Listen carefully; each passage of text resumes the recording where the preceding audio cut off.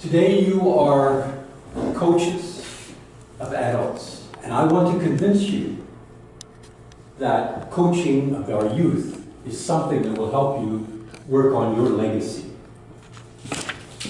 Now, legacy is something that is a great quote. The things you do for yourself when you are gone are gone.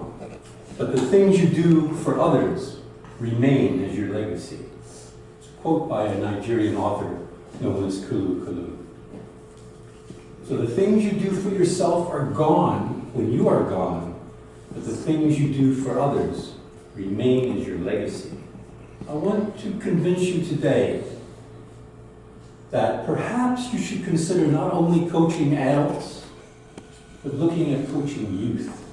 And I'd like to explain to you a simple system that you can adapt and how you can adapt it to coach youth for their future success.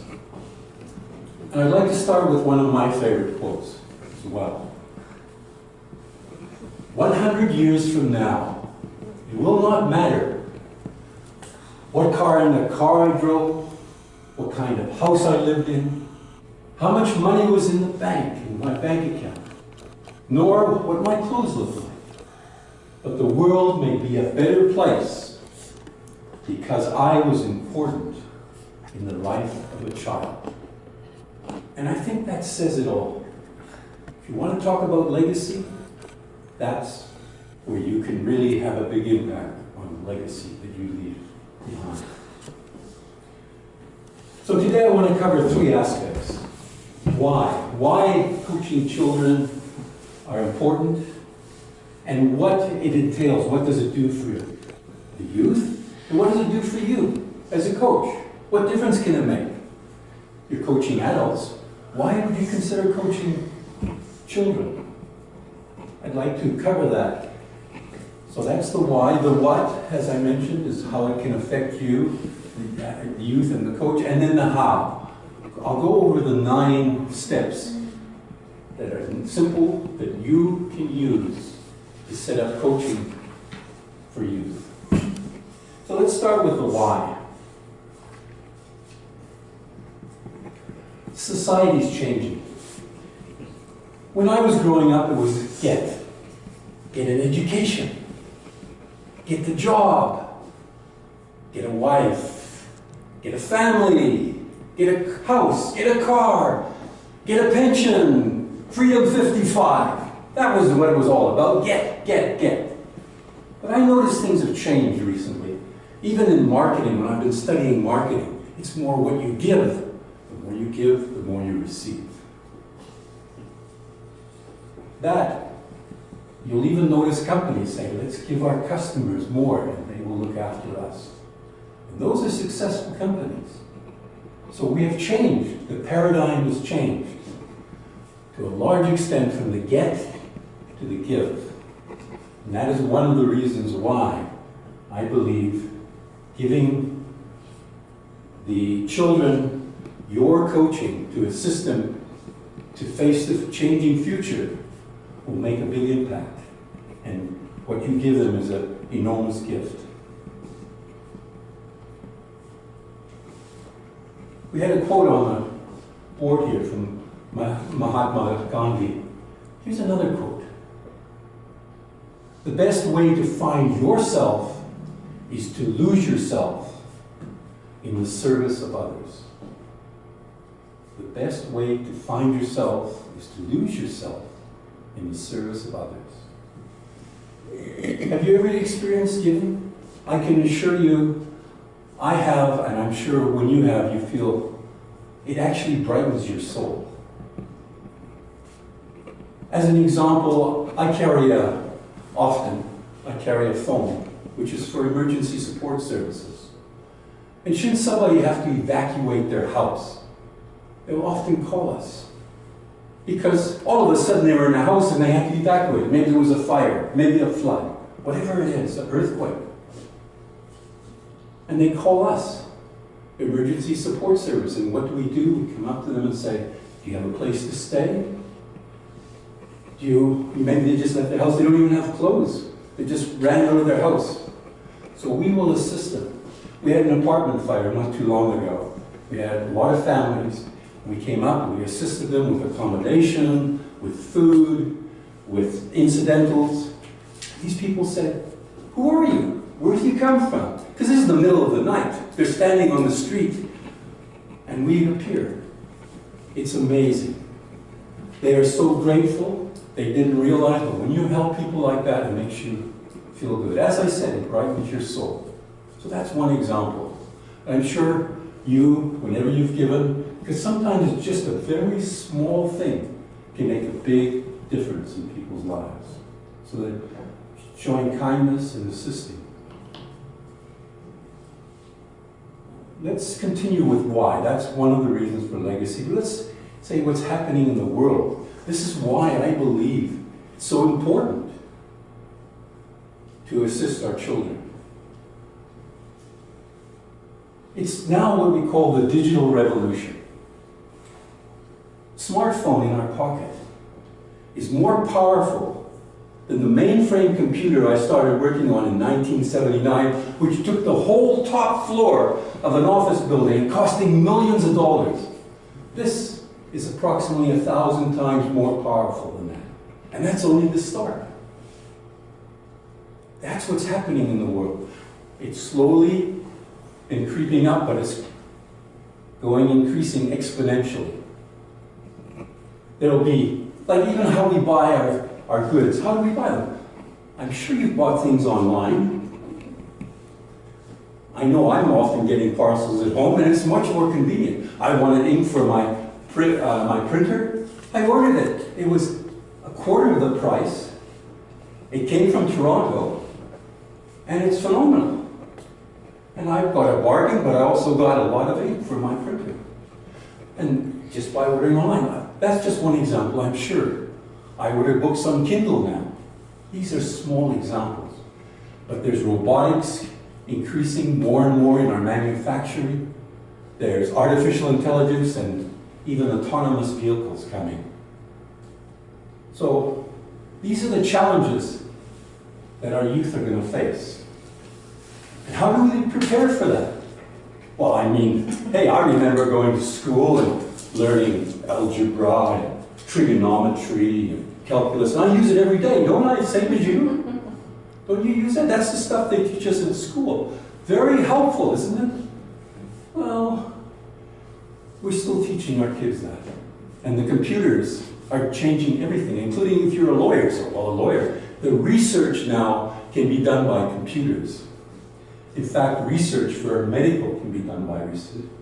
It's changing all of the work. For example, the youth are not, probably won't even work for companies. They'll work on projects. And I'll explain that a little bit. But it's been estimated by the OECD, the Organization for Economic Cooperation and Development out of Paris, that children now who are in primary school, by the time they reach adulthood and look for a job, 65% of the jobs that they will be doing don't even exist today. Now, how do we prepare them for that? Teach them trigonometry and algebra. That'll do it, I'm sure. Same stuff we learned. Well, maybe they can drive taxis and drive trucks. That's not going to happen either. This is a recent picture from a recent article published last month, published in the MIT, Massachusetts Institute of Technology Review, of a prototype automated truck in China. And China is developing these full scale. Why?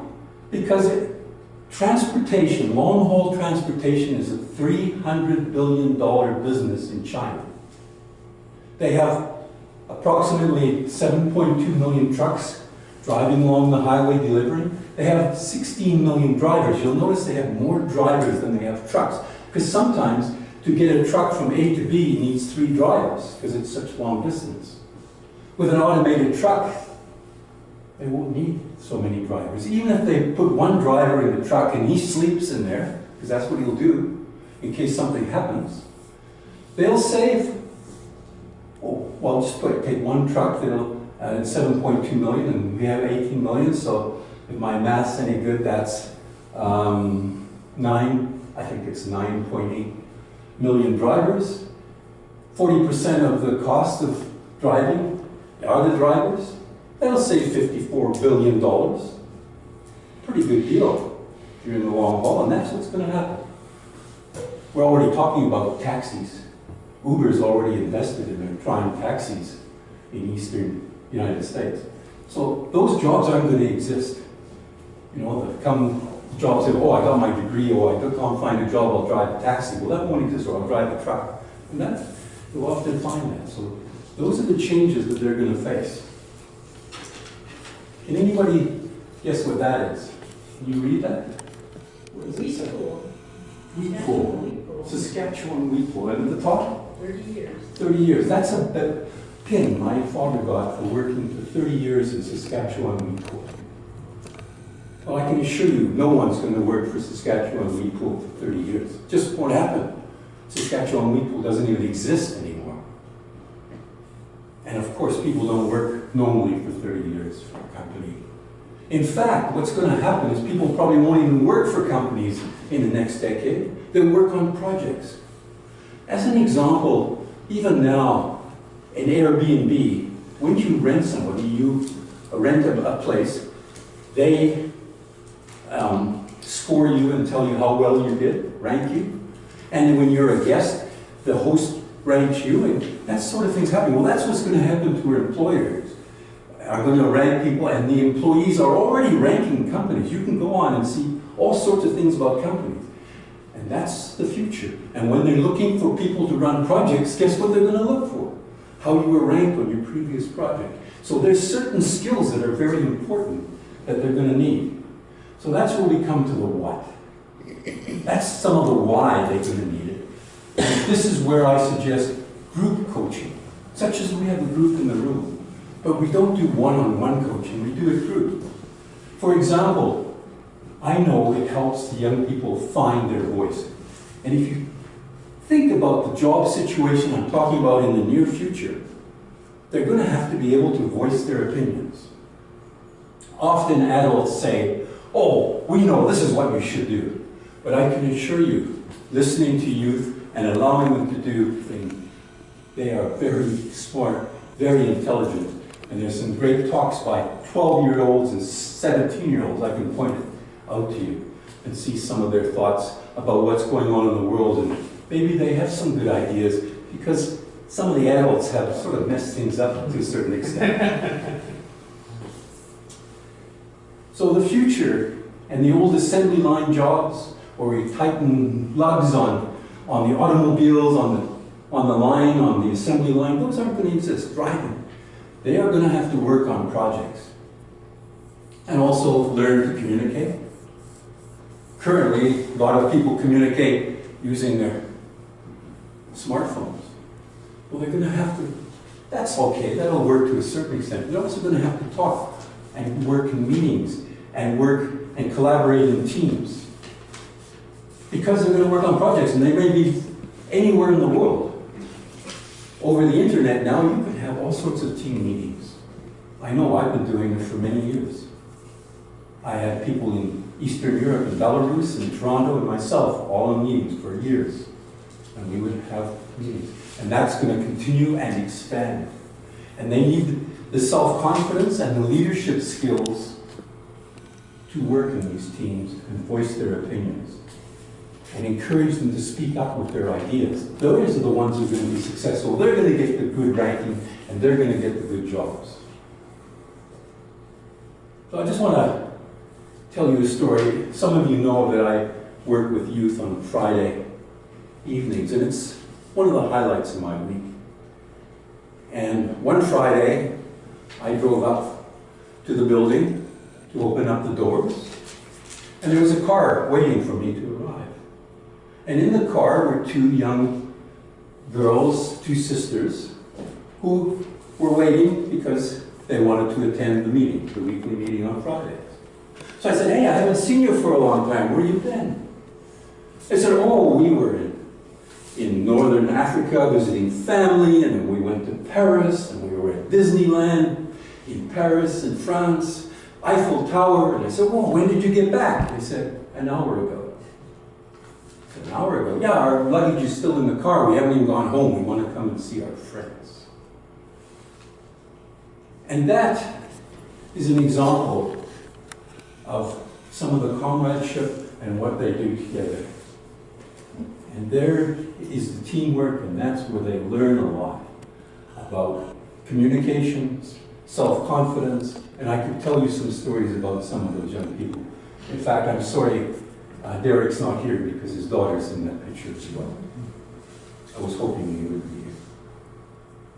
So what does that, now that's what the youth need, and that's what I believe group coaching helps. Group coaching, please remember this group.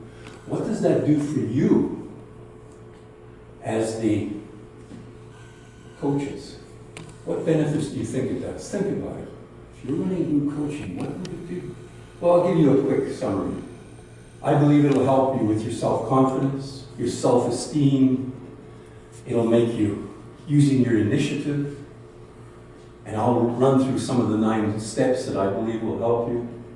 Also help you with your management skills, leadership skills, help inspire young people, and particularly reputation. You'll get a reputation in your community. Say, wow, you know, Herbert's doing some fantastic things.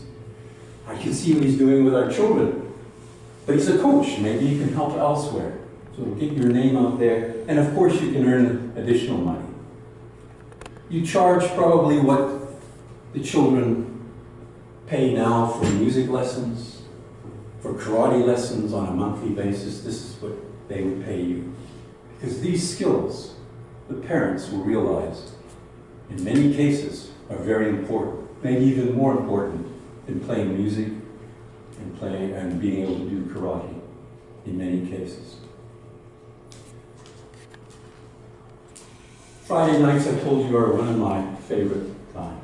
When I have about 20 young people calling me Fred, and I'm in my 70s, I have friends from 8 years old, 16-year-olds. It's a phenomenal experience. It does make my heart very warm, especially when they sang me happy birthday. It was unbelievable to have friends like that. So there's a lot more than just what they're learning. It's also what they give to me and what I learn from them. So I'd like to go through the 9 steps. On your table in front of you, there's a handout. And I'll quickly go through these. There may be some questions. There may be a few minutes for questions. But if you're interested in starting coaching, this is how you can do it. First of all, number 1, what's your motive? It's not about money. Why would you want to do this? Think about it. And think about maybe your legacy, also your reputation in the community, and maybe get the word out of what you're doing currently with coaching and what you could do for other people as well. So you become, that's the motive. The second thing is, if you're interested, get a copy of the coach's playbook. I've been compiling this. This is about 10 years of experience of working with youth. This is an early version. It's being updated currently, but it will help you. It's a working document that will assist you on how to run and what to do and how to set up group coaching for youth. The next one is number 3, the target market. I have a parent's handbook. And this is your marketing. You get it out to the markets, and it currently says supercharge your child's success.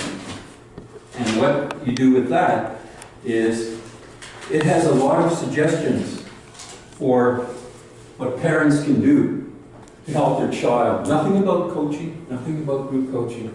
So these are telling the reasons why they need these skills and things like handling conflicts, effective communication, creativity, curiosity, with items that the parents can do. Just one example is telling them how to answer a telephone. Just teach your child how to speak on the telephone. A skill that a lot of them don't know and never been taught. But I have examples of that, and the parents who put their hands up and say, I'm interested in that booklet. They give you your email address. Once you've got their email address, You can then start sending them on a regular basis what you're doing with your coaching program. Maybe you haven't set it up yet, but maybe you now want to do introductory meetings where you interview the child and the parent and discuss how this would work. The next step, number 6, is something that I haven't started, but I've heard such a good reputation with it that I believe we can investigate it, and it's the Colby Youth Index, which really tells it how they work. It's not a personality test, it's how they work in groups and how they solve problems together, and their techniques on doing that. Once you've got 6 to 12 individuals, you set up your first group. The playbook will help you with that, and also you can discuss it with me. And also then once you do that every week, you send out a report to the parents, but not just the parents whose children are there, parents who asked for the booklet, who've expressed their interest in, yeah, I want to help my child. And when they see that you're helping their other children, not theirs yet, they're likely put up their hand and say, gee, I like what's going on there.